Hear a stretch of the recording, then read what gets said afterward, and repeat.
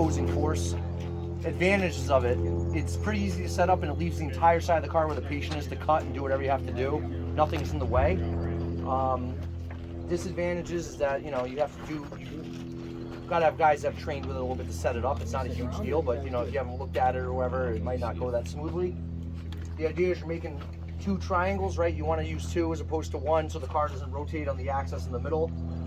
When you use the grade 80 chain to pull on, which is what we use here, as opposed to, you know, strapping or anything like that, you want to get it high, right? The whole point of these is to load it up high, pulling onto the triangle, which is what these make right here.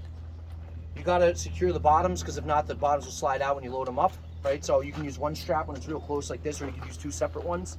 Generally speaking, you should try to, if you do use 2 separate straps, you should try to get these tied together as well so they don't spit out to the side or whatever. Triangles are strong. That's the whole point of this thing.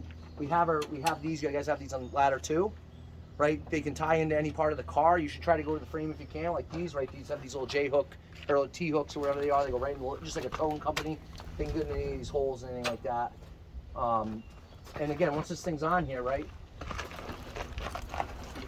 Super strong. It's not going to go anywhere. You can use different ways to do it, right? We have the grip hoist now, which is basically a come along. It's just like a heavier duty one with a wire. We use the outrigger of the truck. Generally speaking, you know, you have the anchor points on the ladder trucks, or you can go around the axle or the engine or car 2, just chalk the wheels, make sure it's not going to go anywhere.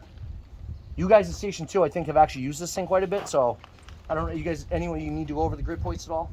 No, we did a lesson. You did a lesson on it? What'd you load first? Did you tension the bottom of this triangle, or did you, what'd you put your load on first? What'd you tension?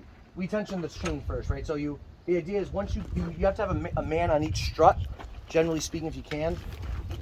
You get the strut set with a little bit of play, because you're not going to get it totally loaded just by your hand. You make sure it's lined up right as they start to tension the system. You just make sure that it gets loaded properly. Make sure it's in there nice, not going to fall out, nothing like that. Don't stick your hands in anything crazy.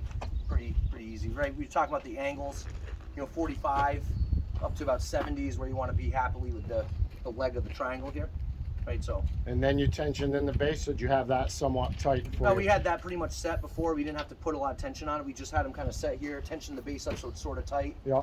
And then tension the top.